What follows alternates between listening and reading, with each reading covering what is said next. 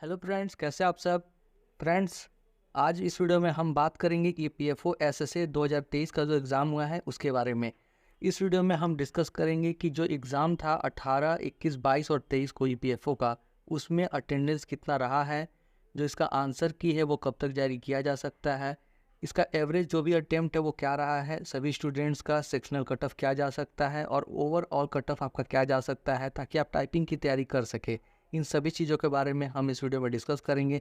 लेकिन उससे पहले यदि अभी तक आपने चैनल को सब्सक्राइब नहीं किया है तो सब्सक्राइब कर दे और चैनल से जुड़ जाए, ताकि आगे सारी अपडेट आपको मिल सके। तो चलिए फ्रेंड्स, सबसे पहले हम देख लेते हैं यहाँ पे अटेंडेंस के बारे में। तो जैसा कि स्टूडेंट्स से बात किया गया है और पता किया गया है कि बहुत से अटेंडेंस में कमी देखी गई है, बहुत से स्टूडेंट्स एब्सेंट थे।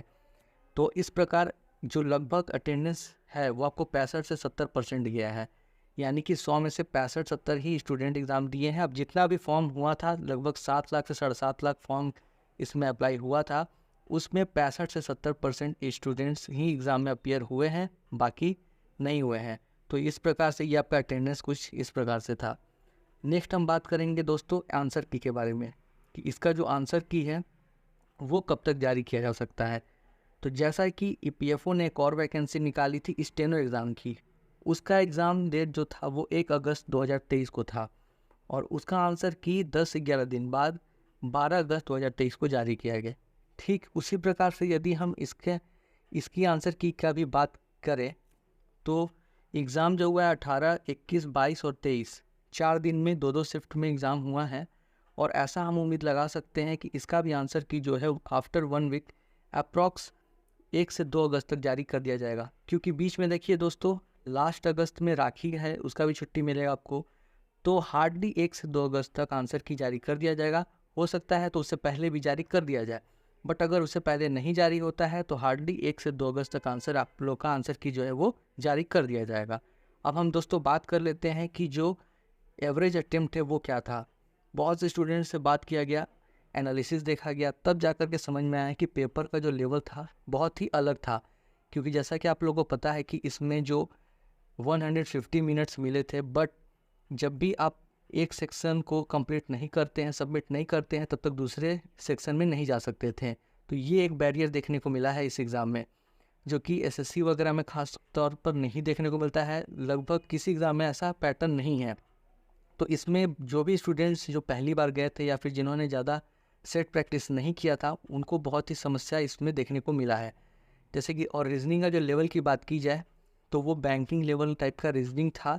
ये जो एग्ज़ाम का पैटर्न था ना ही बैंक लेवल का था ना ही एसएससी लेवल का, बिल्कुल मॉडरेट लेवल का कर दिया गया था। कुछ समझ नहीं आ रहा था कि रीजनिंग का जो क्वेश्चंस है वो किस प्रकार का है। टाइम टेकिंग बहुत ज़्यादा था, ऐसा नहीं था कि नहीं बन पाएगा, बन रहा था, बट टाइम टेकिंग था। जिसमें कि जो स्टूडेंट एसएससी का 25 क्वेश्चंस को 15 मिनट में कंप्लीट कर लेता है, वो यहाँ पर 30 क्वेश्चंस को लगभग 55 से 60 मिनट, एक एक घंटे में अटेम्प्ट किया है। और वो भी श्योर नहीं है कि उसका कितना सही होगा। फिर भी एवरेज अटेम्प्ट की बात की जाए तो रीजनिंग में 21 से 24 लोगों का कहना है कि उन्होंने अटेम्प्ट किया है। और अब कितना गलत कितना सही होगा वो तो आंसर के आने के बाद ही पता चलेगा। उसी प्रकार जीके की बात की जाए तो जीके का तो आपको पता है कि कहाँ से पूछ देता है, कुछ समझ नहीं आता है। बट इसमें एसएससी की अपेक्षा जीके कुछ ठीक ठाक पूछा था। तो फिर भी स्टूडेंट से बात करने पे पता चला है कि उनका जो एवरेज अटेम्प्ट है वो 14 से 16 है। ये 30 क्वेश्चंस में बता रहा हूँ मैं। रीजनिंग 30 में 21 से 24 और जीके भी 14 से 16। मैथ्स की बात की जाए तो मैथ्स एसएससी का लेवल का ही था और उससे थोड़ा आसान लेवल का ही था, इजी टू मॉडरेट लेवल बोल सकते हैं। यहाँ पर 30 में से आपको 20 क्वेश्चंस 22 क्वेश्चंस तो ऐसे होते थे जो कि आसानी से बन जाने वाले थे। कुछ क्वेश्चंस थे जो कि थोड़ा लेंदी थे, ट्रिकी थे, लंबे थे। तो फिर भी हम मान के चले तो 24 से 26 average attempt is a good attempt. उसके बाद इंग्लिश की बात की जाए तो इंग्लिश में यहाँ पर 50 क्वेश्चन पूछे गए थे आउट ऑफ 50। अगर बात की जाए इंग्लिश में तो 35 से 40, क्योंकि इंग्लिश का लेवल देखिए दोस्तों आसान तो था, बट ऐसा भी नहीं है कि बहुत आसान था। क्योंकि स्टार्टिंग में ही रीजनिंग, जीके और मैथ सॉल्व करने में बहुत से स्टूडेंट्स जो थे वो 2.5 घंटे में 2 घंटे से भी ज़्यादा अपना समय बिता दे रहे थे। उनके पास लास्ट में टाइम कम बच रहा था और जो पैसेज था वो काफ़ी लंबा लंबा आता था और उसे ऊपर नीचे करके लेफ़्ट राइट करके पढ़ना पड़ता था, ड्रैग करके पढ़ना पड़ता था। तो उसमें काफ़ी समस्या आती थी। बहुत से जो नए स्टूडेंट्स हैं जिनका ज़्यादा प्रैक्टिस नहीं था, उन्हें काफ़ी समस्या देखने को मिला है। फिर भी अगर बात की जाए बहुत से स्टूडेंट से बात करने पे ही पता चला है कि उन्होंने 35 से 40 तो इंग्लिश अटैम्प्ट कर ही दिया है, और बाकी कितना सही होगा वो तो अब आंसर के आने के बाद ही पता चलेगा। और अब लास्ट में हम बात करें कंप्यूटर की, तो कंप्यूटर यहाँ पर तो बहुत ही अलग टाइप का आया था दोस्तों। किसी को भी नहीं पता कि कंप्यूटर का जो क्वेश्चंस था वो कहाँ से आया था, क्योंकि जैसा कि दिखाया गया था सिलेबस में कि कंप्यूटर पूछा जाएगा, बट यहाँ पर बहुत ही डेप्थ में कंप्यूटर के क्वेश्चंस पूछे गए थे। केवल 10 क्वेश्चंस थे, बट एक भी क्वेश्चन ऐसा नहीं था जो कि आपको पढ़ा हुआ होगा। साथ ही साथ इसमें स्टेटमेंट वाला भी था, मैच द फॉलोइंग के पैटर्न में क्वेश्चंस पूछे गए थे, तो काफ़ी कंफ्यूजिंग थे और कुछ समझ नहीं आता, बट फिर भी स्टूडेंट्स सभी लोग जो हैं वो 4 से 5 क्वेश्चन अटैम्प्ट किए हैं। क्योंकि देखिए फ्रेंड्स, सभी सेक्शन का सभी क्वेश्चन आप अटैम्प्ट करें या ना करें, बट इतना ज़रूर अटैम्प्ट करें ताकि जो कट ऑफ है वो सेक्शनल आप क्वालिफाई कर सकें। इस प्रकार यदि हम बात करते हैं कि जो टोटल 150 नंबर का क्वेश्चन था उसमें एवरेज अटैम्प्ट कितना रहा है, तो एवरेज अटैम्प्ट आपको 100 से 110 देखने को मिला है। जो भी स्टूडेंट हैं 100 या फिर 110 तक, 120 तक भी गए हैं, अटैम्प्ट किए हैं, तो इस प्रकार से एवरेज अटैम्प्ट देखने को मिल रहा है। अब हम बात कर लेते हैं फ्रेंड्स सेक्शनल कट ऑफ की। तो रीजनिंग की बात की जाए तो 120 नंबर का रीजनिंग था, जिसमें से 30 से 35 नंबर आपका सेक्शनल कट ऑफ रह सकता है। उसी प्रकार जीके की बात की जाए तो यहाँ पर आपको 25 से 30 नंबर, क्योंकि यहाँ पर 120 नंबर का था रीजनिंग, वहाँ पर उसमें आपको 30 to 35 मार्क्स कट ऑफ रह सकता है सेक्शनल। और जीके में भी 25 से 30 120 नंबर में। मैथ्स थोड़ा आसान लेवल का था, तो यहाँ पर हम 35 से 40 मान सकते हैं 120 में। उसी प्रकार इंग्लिश में 200 मार्क्स का क्वेश्चन था, तो यहाँ पर 50 से 55 ले सकते हैं, क्योंकि इसका लेवल भी ठीक था, मतलब 50 से 55 इसमें आ सकता है।